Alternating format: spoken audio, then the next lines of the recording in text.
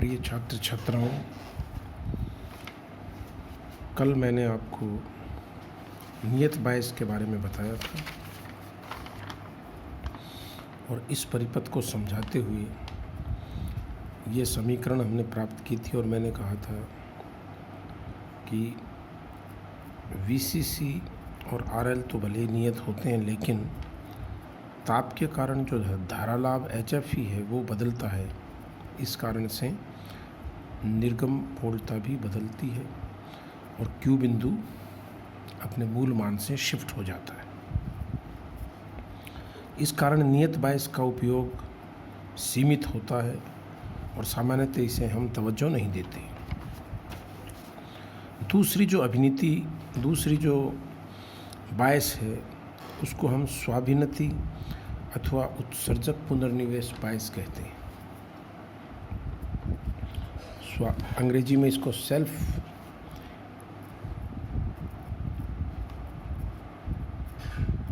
Emitter बायस कहते हैं। Feedback पुनर्निवेश को कहते हैं। तो सेल्फ एमिटर बायस, इसका जो परिपथ है वो नियत बायस से थोड़ा सा अलग होता है, देख सकते हैं। मैं तुलना करके भी बता देता हूँ आपको। ट्रांजिस्टर को यहाँ पर भी हमने उभयनिष्ठ उत्सर्जक अभिविन्यास के रूप में उपयोग में लिया, यहाँ पर भी उभयनिष्ठ उत्सर्जक अभिविन्यास के रूप में उपयोग ले लेंगे। VCC, RL और RB इनका उपयोग मैं आपको बता चुका हूँ। इसमें RB की जो भूमिका है वो ये दो प्रतिरोध R1 और R2 जो एक्चुअल में पोटेंशियल डिवाइडिंग के थ्रू बेस एमिटर जंक्शन और बेस कलेक्टर जंक्शन को सही बायसन प्रदान करते हैं। यानी RB का जो कार्य है वो R1 और R2 मिलकर करते हैं। VCC अपना कार्य उसी प्रकार सप्लाई देने का काम करती है, लोड प्रतिरोध। लेकिन जो मुख्य फ़र्क है वो है एमीटर को यहाँ सीधा ग्राउंड किया जाता है, यहाँ उत्सर्जक अथवा एमीटर से प्रतिरोध RE जुड़ा रहता है जो ऋणात्मक पुनर्निवेशन का कार्य करता है और स्टेबिलिटी प्रदान करता है। इसी बात की हम इसमें चर्चा करेंगे। निर्गम वोल्टता हमेशा की तरह कलेक्टर ये C है और ग्राउंड के बीच यानी ग्राउंडेड एमिटर के बीच में प्राप्त करते हैं। और तो ये जो बात मैं लिख रहा हूँ, प्रचालन बिंदु पर ताप का प्रभाव न्यूनतम करने हेतु इस बायस का उपयोग करते हैं। जो कमी नियत बायस में हमने देखी उसको दूर करने के लिए हम सेल्फ एमिटर बायस का इस्तेमाल करते हैं। चित्र के अनुसार प्रतिरोध R1 तथा R2 स्थिर बायस प्रदान करते हैं। जैसा कि मैंने पहले बताया, R1 R2 का प्रभाव RB की तरह होता है, जिसको मैं अगले पेज पे शो करूँगा। और इन दोनों के द्वारा प्रिय छात्र छात्राओं इसको नियत बायस प्रदान की जाती है, यानी धारा IB का मान निश्चित प्राप्त होता है।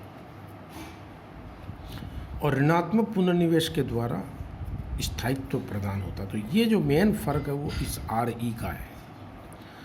R1 तथा R2 का मान इस प्रकार लिया जाता है कि R2 के सिरों पर विभवांतर R1 के सिरों के विभवांतर से थोड़ा अधिक होता है। थोड़ा अधिक होने का मतलब ये है कि base emitter junction forward bias में रहे और collector base junction reverse bias में रहे। अब आप देखिए कि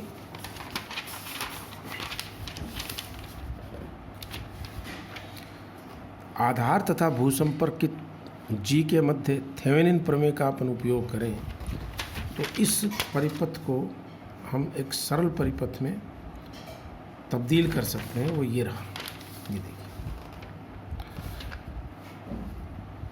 हम इसको एक वोल्टा स्रोत और उसके श्रेणी क्रम में प्रतिरोध के रूप में या प्रतिबाधा के रूप में व्यक्त कर सकते हैं, जहां RB का मान R1 R2 upon R1 plus R2 होगा और VBB का मान VCC upon VCC into R2 upon R1 plus R2 होगा। ये बहुत आसान है। थोड़ा सा भी अगर आप किरचॉफ का नियम जानते हो तो आप एक क्षण में देखिए यहाँ जो धारा होगी वो कितनी होगी, इस शाखा में धारा होगी VCC/R1 + R2, और यहाँ जो वोल्ट विभवांतर होगा वो कितना हो जाएगा, धारा गुना प्रतिरोध। तो आप ये देख सकते हो, ये हो जाएगा VBB बराबर R2/R1 + R2 × VCC।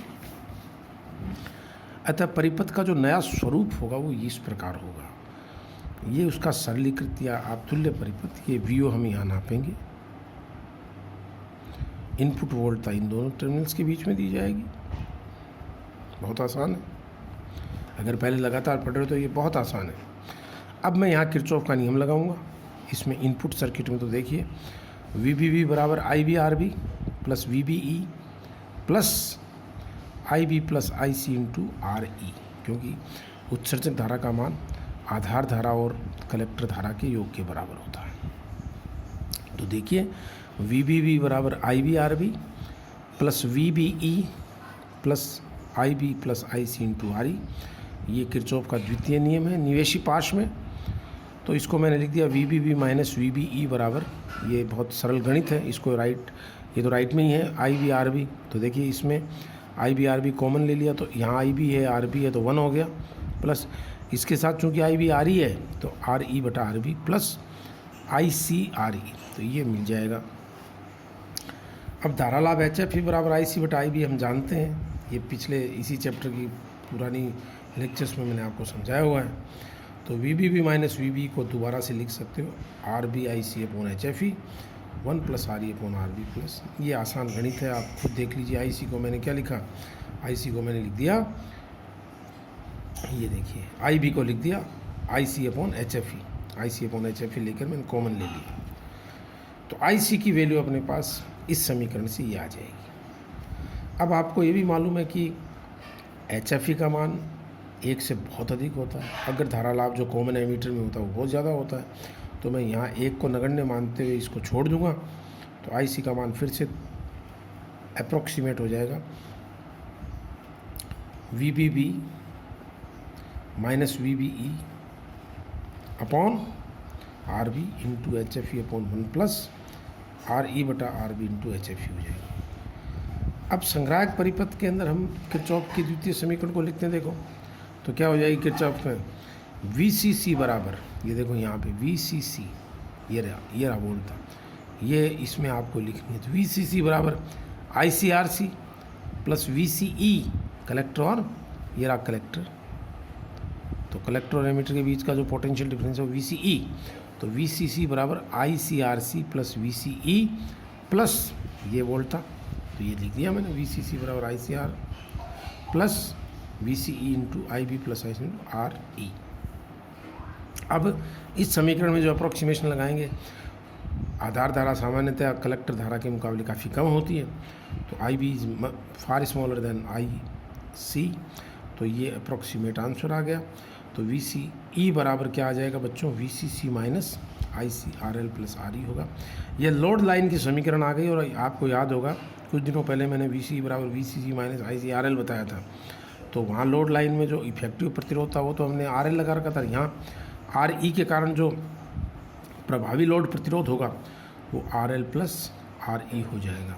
तो इसके द्वारा प्रचालन बिंदु को हम ज्ञात कर सकते हैं।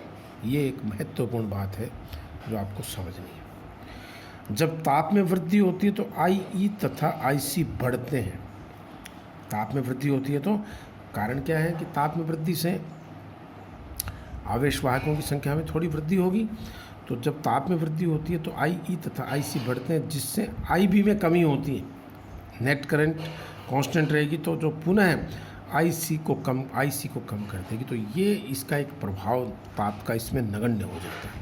यही बात मैंने आपको शुरू में कही थी, ये देखिए मैंने यहाँ लिखा था पिछले पेज पे कि इस प्रचालन बिंदु पर ताप का प्रभाव न्यूनतम करने के लिए इस बायस का हम इस्तेमाल करते हैं। और ताप का प्रभाव न्यूनतम कैसे होता है वो आप यहाँ पे समझ सकते हो कि जब ताप में वृद्धि होती है तो IE तथा IC बढ़ते हैं, और जिससे IB में कमी होती है, जो पुनः IC को कम कर देती है और हमें नियत वोल्टता प्राप्त होती है।